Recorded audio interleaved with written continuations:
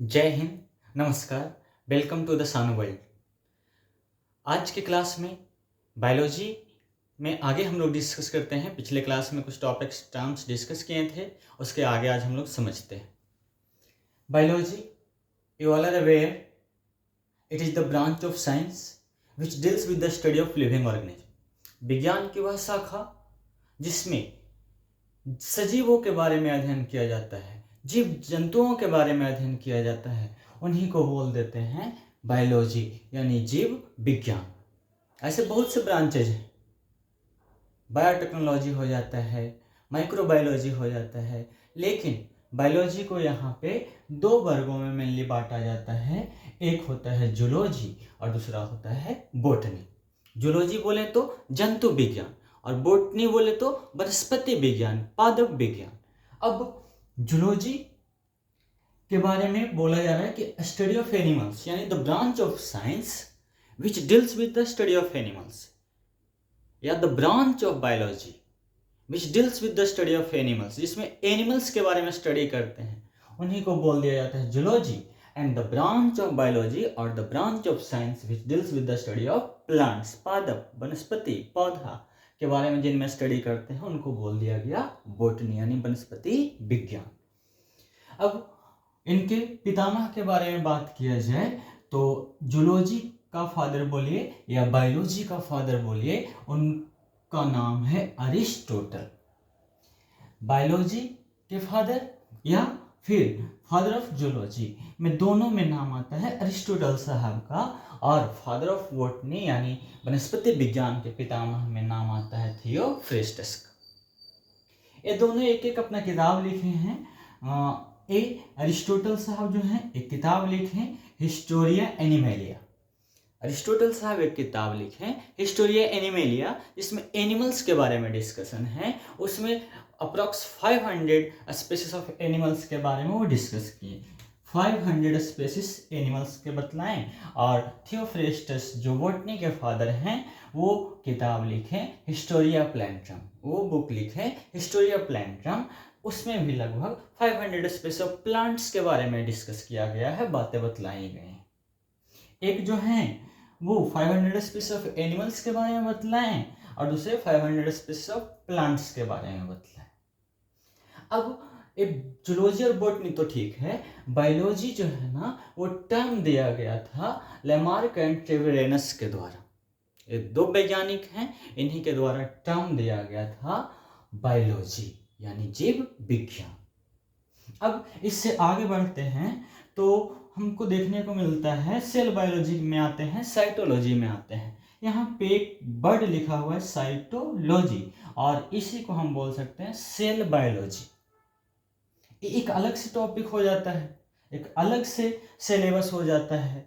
Cell biology से ही clear हो रहा है द ब्रांच ऑफ साइंस और the branch of biology in which we will study about the cell, जिसमें हम लोग सेलों के बारे में अध्ययन करेंगे। सेलों के बारे में अध्ययन करते हैं, उसी को बोला जाता है cell biology. Cytology, cytology is made up of two words, दो वर्ड्स से मिलकर के बना हुआ है।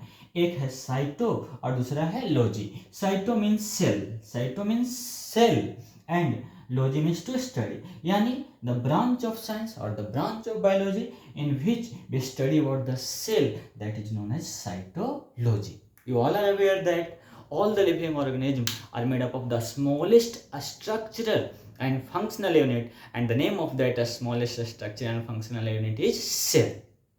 थोड़ा सा और डिटेल्स इसको देख लेते हैं, इनके बारे में समझ लेते हैं। सेल यानी कोशिका का खोज सर्वप्रथम 1665 में किया गया। खोज करने वाले वैज्ञानिक थे रॉबर्ट हुक। लेकिन ये जो सेल को ऑब्जर्व किए थे अपने द्वारा बनाया गया कंपाउंड माइक्रोस्कोप में, वो सेल था डेड सेल यानी मृत कोशिका थी, जो पेड़ के छाल के कॉर्क सेल से प्राप्त किया गया था। अब ये जो डेड सेल खोजा गया वो रॉबर्ट हुक के द्वारा खोजा गया। तो लिविंग सेल कौन खोजे? तो लिविंग सेल जो है ना वो खोजा गया था, डिस्कवर किया गया था अंटोन वॉन लेवेनहुक के द्वारा इन द ईयर 1674, 1674 ईस्वी में एंटोन वॉन लीeuwenhoek जो है वो सजीव यानी जीवित कोशिका का खोज किए, और 1665 में 1665 ईस्वी में रॉबर्ट हुक जो है ना वो मृत कोशिका का खोज किए। अब ये जो लिविंग सेल खोजा गया था ना, एक बैक्टीरियल सेल था। कैसा सेल था? तो बैक्टीरियल सेल था, यानी बैक्टीरिया के बारे में इन्होंने पता लगाया था एंटोन वॉन लीeuwenhoek। लिविंग और नॉन लिविंग थिंग्स दो तरह की चीजें होती हैं पृथ्वी पे। तो नॉन लिविंग थिंग्स के बारे में समझाए थे, बतलाए थे कि वो एटम्स के बने होते हैं, मॉलिक्यूल्स के बने होते हैं। तो यहाँ पे उन्हीं को समझते हैं हम लोग। सब एटॉमिक पार्टिकल्स होता है, सब एटॉमिक पार्टिकल्स जैसे इलेक्ट्रॉन, प्रोटॉन, न्यूट्रॉन, ये तीनों के मिल जाने से बनता है एटम। एटम के मिलने से बनता है मॉलिक्यूल, और इसके बाद फिर मॉलिक्यूल्स जो होते हैं ना वो सब मिल करके बना देते हैं सेल को। तो अगर यहाँ से यहाँ तक देखा जाए, सब एटॉमिक पार्टिकल्स और एटम्स देखा जाए, तो मॉलिक्यूल्स देखा जाए तो नॉन लिविंग कैटेगरी में रखा जाता है इन लोगों को।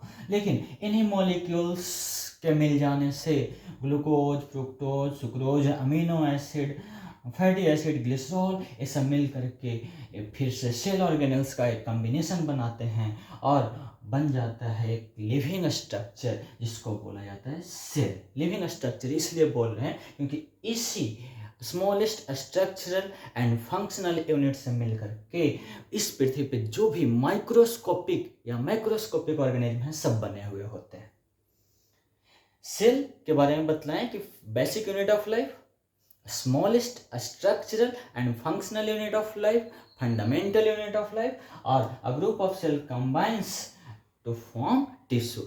एक से अधिक सेल्स मिल जाते हैं, ग्रुप में मिल करके वो एक नया सा स्ट्रक्चर बनाते हैं, नया संरचना बनाते हैं, जिनको टिश्यू बोलते हैं। टिश्यू बोले तो उत्तक हिंदी में।